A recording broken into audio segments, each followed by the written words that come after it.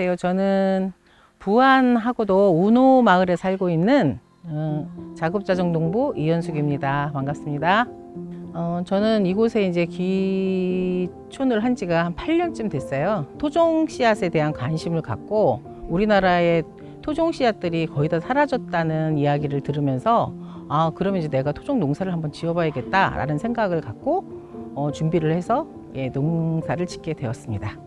갈수록 생산물에 대한 가치는 인정을 못 받고 그다음에 씨앗 값은 계속 오르고 있는 이런 상황이다 보니까 이러다가 우리나라 식량 주권에 문제가 생기겠다라는 생각이 들어서 작은 힘이나마 이렇게 동참을 하게 되었습니다. 우리나라 땅에서 심어진 씨앗들은 이 우리나라 기후에 적응을 해서 이렇게 나오는 것들이에요. 그런데 외국에서 수입을 해 오다 보니까 우리나라 기후에 적응을 못 하는 거죠.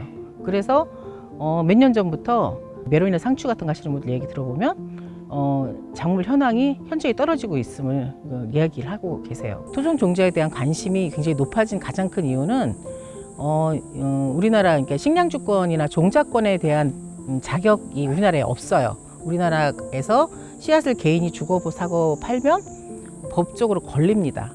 그러니까 결국은 농민들이나 우리나라 국민들한테 우리나라 씨앗을 사고 팔 수 있는 권리나 또는 씨앗을 보존하는 그런 권리들이 별로 없다 보니까 그런 문제들을 해결하고 싶어 하는 사람들이 점점 늘어나고 있어요.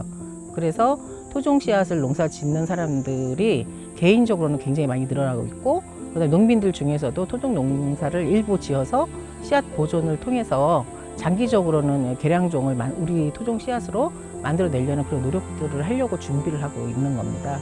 그러다 보니까 비용적인 측면에서는 토종 씨앗은 돈이 안 들죠.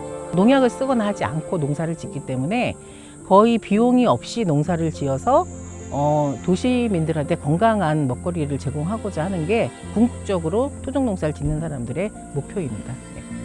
국가적인 차원에서 이 부분에 관심이 없어요.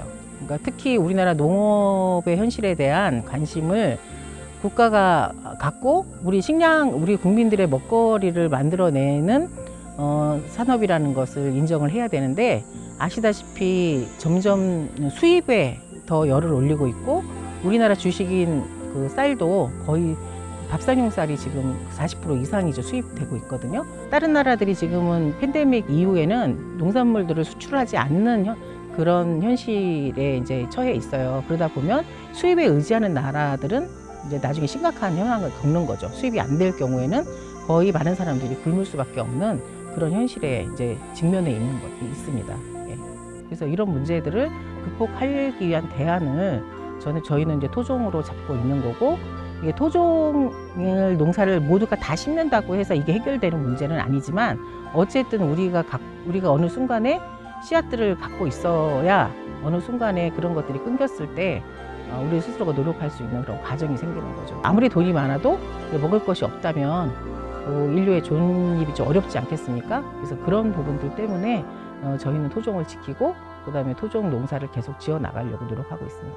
한 가지만 또는 우리가 먹던 것만 챙길 것이 아니고 다양한 우리나라에 정말 다양한 작물들이 있다는 것에 관심을 좀 가져주고 그런 것들을 도시에서도 소비를 할 수 있도록 그런 홍보나 또는 그런 노력을 하는 사람들이 좀 많아졌으면 좋겠다. 그리고 저희도 그런 노력을 하고 있겠다라는 생각을 합니다. 예.